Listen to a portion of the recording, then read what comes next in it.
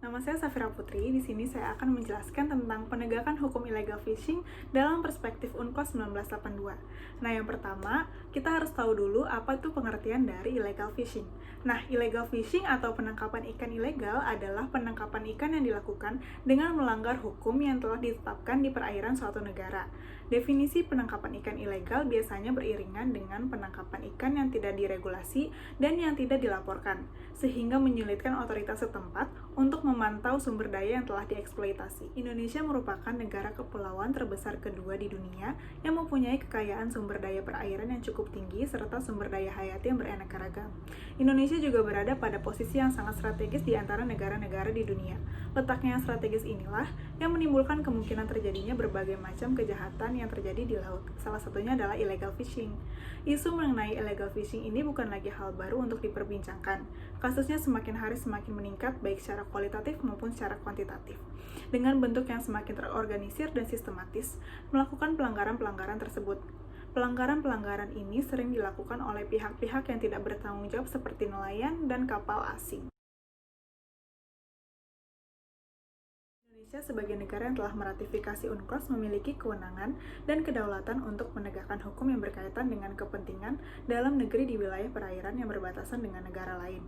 Dalam upaya penegakan hukum tersebut, Indonesia harus menyelaraskan ketentuan hukum nasional dengan ketentuan hukum internasional.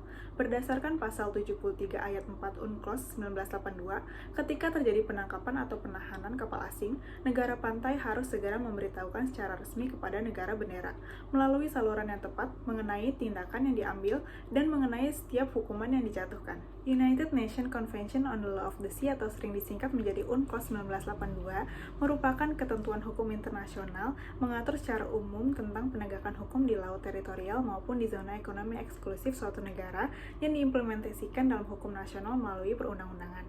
Adapun undang-undang yang secara spesifik mengatur tentang illegal fishing adalah Undang-Undang Nomor 31 Tahun 2004 yang telah dirubah menjadi Undang-Undang Nomor 45 Tahun 2009 tentang perikanan dan Undang-Undang Nomor 5 Tahun 1983 tentang Zona Ekonomi Eksklusif Indonesia. Implementasi ketentuan UNCLOS 1982 mengenai segala tindak pidana di bidang perikanan berdasarkan teori delegasi dan teori transformasi, ketentuan-ketentuan yang ada di dalam konvensi tersebut didelegasikan serta ditransformasikan ke dalam hukum nasional melalui perundang-undangan.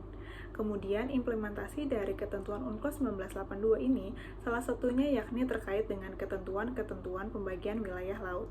Penjabaran ketentuan UNCLOS 1982 dalam hukum nasional terkait dengan pengaturan mengenai wilayah laut Indonesia diatur lebih rinci di dalam Undang-Undang Nomor 6 Tahun 1996 tentang Perairan Indonesia. Implementasi UNCLOS mengenai illegal fishing juga diatur di dalam Undang-Undang Nomor 5 Tahun 1983 tentang Zona Ekonomi Eksklusif Indonesia atau disingkat ZEEI. Undang-undang ini memuat ketentuan-ketentuan yang mengatur kegiatan pemanfaatan sumber daya ikan di zona ekonomi eksklusif. Pasal 4 UU tersebut menjelaskan bahwa di wilayah zona ekonomi eksklusif Indonesia, Indonesia sendiri memiliki hak berdaulat, hak-hak lain, yurisdiksi, serta kewajiban-kewajiban atas sumber daya yang ada di dalam zona ekonomi eksklusif Indonesia tersebut. Salah satu kasus illegal fishing di tahun 2015 yang mengadili nahkoda kapal milik asing melalui proses pengadilan yaitu kasus Zhu Nianli berkebangsaan Cina. Nahkoda kapal MV Haifa dijerat dengan pasal 100 Junto pasal 7 ayat 2 UU Nomor 31 Tahun 2004 yang telah dirubah menjadi UU Nomor 45 Tahun 2009 tentang perikanan. Putusan Pengadilan Perikanan Ambon menetapkan denda sebesar 200 juta kepada nahkoda kapal Haifa.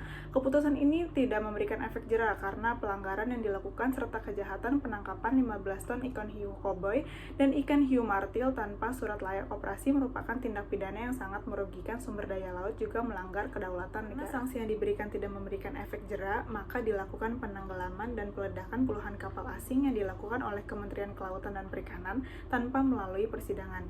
Ini memang merupakan kewenangan negara yang berlandaskan pada pasal 69 ayat 4 Undang-Undang Nomor 45 Tahun 2009 perubahan atas Undang-Undang Nomor 31 Tahun 2004 tentang perikanan yang menyatakan dalam melaksanakan fungsi sebagaimana dimaksud pada ayat 1, penyidik dan atau pengawas perikanan dapat melakukan tindakan khusus berupa pembakaran dan atau penenggelaman kapal perikanan yang berbendera asing berdasarkan bukti permulaan yang cukup. Tindakan ini diharapkan memberikan efek yang signifikan terhadap hak-hak tradisional fishing untuk mendapatkan hasil tangkapan dengan bobot berat yang meningkat. Juga diharapkan mampu meningkatkan pendapatan ekonomi negara melalui sumber daya perikanan dan hasil laut yang berlimpah. Namun, kebijakan hukum nasional ini juga harus memperhatikan hukum internasional, karena permasalahan yang dihadapi berkaitan dengan negara-negara asal pemilik kapal asing yang juga dapat menimbulkan kontroversial dari berbagai pihak. Cukup sekian penjelasan dari saya tentang penegakan hukum illegal fishing dalam perspektif UNCLOS 1982. Semoga membantu. Terima kasih.